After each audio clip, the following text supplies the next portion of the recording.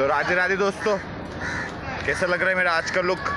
मला माहिती आहे मी खूप प्रॉपर आजकाल मी ना पेशवा बाजीराव सारखे ना मला वाईब्स येत आहे. म्हणजे गेल्या वर्षीपासून ऐक रे पाटील मी जे सांगतोय ते तिकडे काय बघतोय आपण बोलतोय ना केव्हाचं तो सांगतोय बघितलं ना कशी आहे पाटील मतलबी. तर गाईज गेल्या 1 वर्षापासून ब्लॉगमध्ये घेतो गाईज. ठीक आहे उठ चल उठ. सो गाईज मला एक गोष्ट सांगायची होती. गेल्या 1 वर्षापासून आहे ना मी असं मॅनिफेस्ट करायचो की मी पेशवा बाजीराव पेशवा.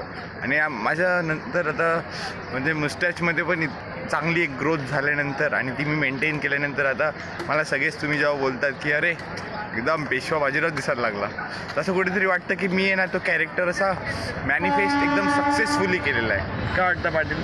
वाटतं तर आहे, मी स्वतः बोलते. पाटील स्वतः बोलते काहीच मग तर म्हणजे मानलंच पाहिजे वाटतं. आणि बाकी तसं आजचा दिवस तर खूप छान आहे कारण मी कॉलेजला जसं म्हटल्याप्रमाणे लेक्चर्स तर काही अटेंड नाही करत, पण उपट सोंडेसारखा दिवसामधला जो आपला वेल्ला वेळ असतो तो मी इकडेच येतो टाईमपास करायला. आणि माझ्याहून जास्ती उपट सोंडे आहेत हे लोक जे इथे कमीत कमी तुम्हाला आहे ना 12 ते 5 दिसतील जसे जॉब करतात हे लोक इकडे.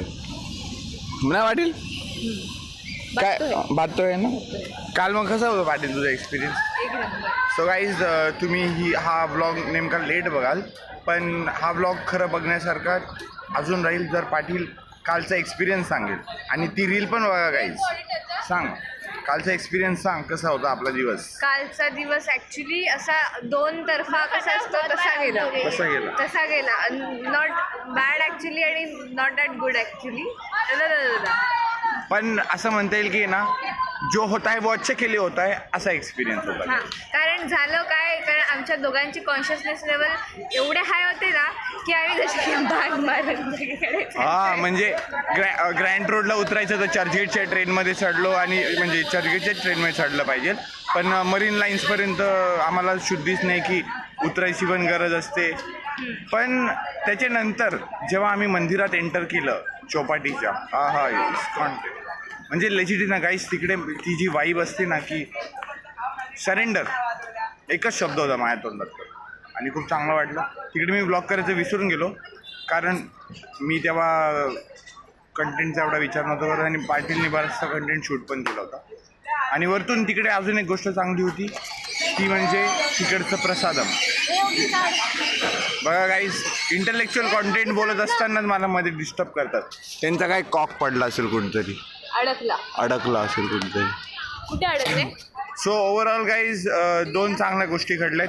कालची एकादशी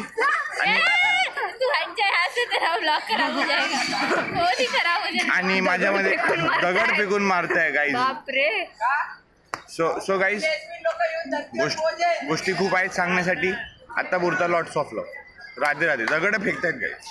ही बघ ही श्रावणी मस्करी नको करू.